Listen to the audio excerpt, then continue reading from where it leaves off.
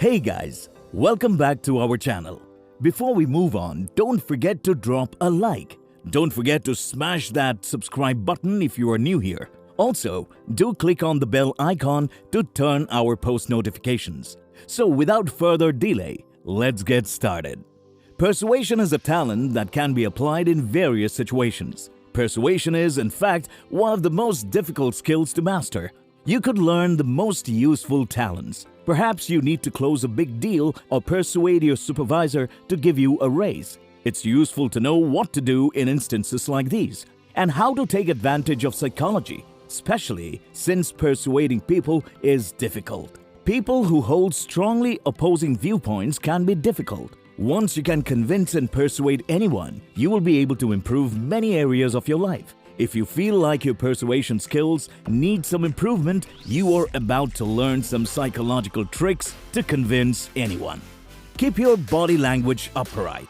Your physicality, in addition to your words, says everything. People who listen to you may notice your stance and movements, but they may also notice them unconsciously, subtly influencing their view of you. Straighten your back and shoulders, and keep your shoulders relaxed. Use hand motions to highlight your enthusiasm rather than fiddling with your fingertips. Instead of looking down at the notes, make eye contact, but not with a single individual so long that it becomes unpleasant.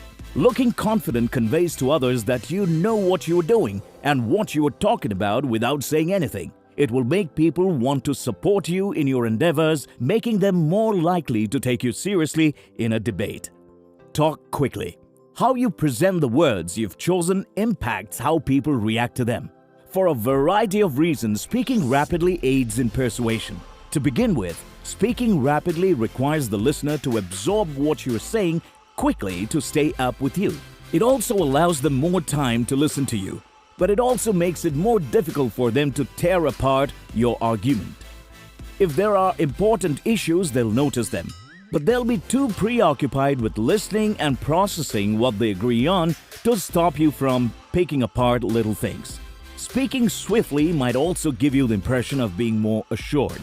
Speaking slowly and fumbling for the right word can hurt your pitch. However, if you can speak smoothly at a relatively fast pace, but not so fast that you're difficult to understand or follow, the people listening will perceive you as confident and knowledgeable, whether consciously or subconsciously. Even if people don't understand why you appeal to them, if they regard you as possessing these characteristics, they're more inclined to want to join your side.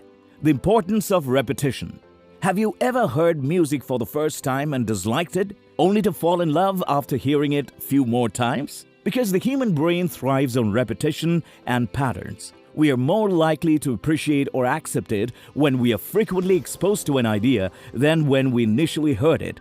Repeat the relevant facts 2 or 3 times while pitching an idea or notion. If you want to persuade someone of a product's quality, compare its efficacy figures to those of other similar products. If you're having a friendly debate with a friend or co-worker, keep repeating a point in different ways throughout your conversation. They may not realize they've heard the same thing multiple times, but their brains will pick up on it and be more likely to see your viewpoint. It's best to keep it to 3 times in this circumstance. If it's the same material repeated numerous times rather than being subtly modified with the same fundamental idea, it can have the reverse effect, making the individual more resistant. Wait till the person is tired. This is undoubtedly one of the funniest mind tricks. It is, however, a technique based on actual hard science. When people become weary, their thoughts become noticeably less awake. They lose some of their ability to think critically. This may appear to be self-evident, but consider how you may use it to your advantage. People who are unable to think critically will be unable to find flaw in their arguments. When trying to persuade someone of something or urge them to do something, a 2010 study found that talking to them is preferable when you know they are weary. You can approach them in various ways, but the most obvious is after a long day at work rather than first thing in the morning. When people are exhausted, they do not have the energy to debate. Emerge more powerful than the person in power. Despite the unequal standing of people in the workplace, you can use this easy psychological tactic to win over someone much more senior to you. All you must do is make the conversation so engaging and informative that the person in front of you believes he or she is lacking in knowledge. You must also be able to demonstrate to him or talk to him about something he is unfamiliar with. This will assist in removing power from the person in charge and portray you as someone more knowledgeable and intellectual, making others believe that you are probably correct about all you are saying. Use these techniques to capture and persuade someone you want to persuade, and you will be a pro at psychology. Complimenting. To put it another way, it's also known as buttering. Compliments can go a long way. When we wish to persuade someone, flattery is effective.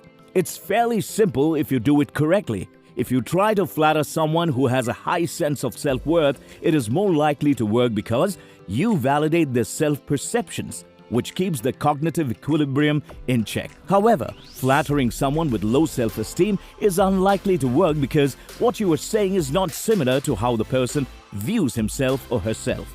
Complimenting is very useful in persuasion because they are instantly more open to hearing what you have to say when you compliment someone. Choose your words carefully. Some words are better than others, and there are some ones that you should avoid. When we use words that some people don't understand, they believe their IQ is being tested. Talk about it in broader, easier to understand words. It's not so much a matter of stuffing big words into your sentences as arranging them such that your meaning is clear. You will come across a better communicator, making you appear more clever, considerate, and trustworthy. Make it seem beneficial to the other party. Making your request appear beneficial to the other party is one of the most successful methods of persuasion. The study found that how we word things matters a lot, and it could have a beneficial impact regardless of what we are asking for. As a general rule, always express yourself regarding what you are giving to the person rather than what you are taking away. They should constantly believe that they are the ones who are winning rather than the ones who are losing. Always begin by fulfilling your end of the contract. What do you propose to them? Instead of making a request or using a persuading technique, start by offering them something. First, present your side of the bargain. After you've piqued their interest, ask for what you want in exchange. Use balanced argument. There are few flawless ideas. Even the best plans, conceptions, and perspectives might have two defects. While you may believe that the greatest method to persuade someone is to focus solely on the benefits while attempting to obscure potential disadvantages, research has shown that balanced arguments are the most effective. Many people will hunt for defects. They may perceive you as deceptive if you don't admit evident shortcomings. Alternatively, if they don't see the flaws but think your proposal is too wonderful to be true, they'll have difficulty trusting you and will be difficult to persuade. On the other hand, two-sided arguments are more effective in persuasion, maybe because your honesty about the less desirable aspects of your concept makes you appear more trustworthy. People are drawn to someone they believe they can trust, and if you come across as such, they are more likely to listen to you. Help advance someone's goals to get them to do you a favor. It's a trick that's been around since the start of time, possibly even before that. Humans value equality and balance to some extent. This means we don't like feeling obligated to others. When people have social commitments, they endeavor to fulfill them. It's feasible to manipulate other people's conduct by appealing to the reciprocity needs. This is the classic give-and-take scenario. If I do this for you, will you do something in return? This kind of persuasion can be utilized in a variety of ways. So, how does this assist you in convincing others to do what you want? Simple. First, do them a favor. You must be the first to act and provide someone with a unique and personalized gift. The value of the present is less essential than the act of giving itself to some extent. When you need something from them or try to persuade them to share your viewpoint, they are more likely to be persuaded. In the workplace, this idea of reciprocity can be applied by doing favors for others, assisting others, publicly praising others, and overall functioning so that you accumulate a bank of social duties owed to to you. Each of these commitments will be resolved at some point, and it will most likely be to your benefit.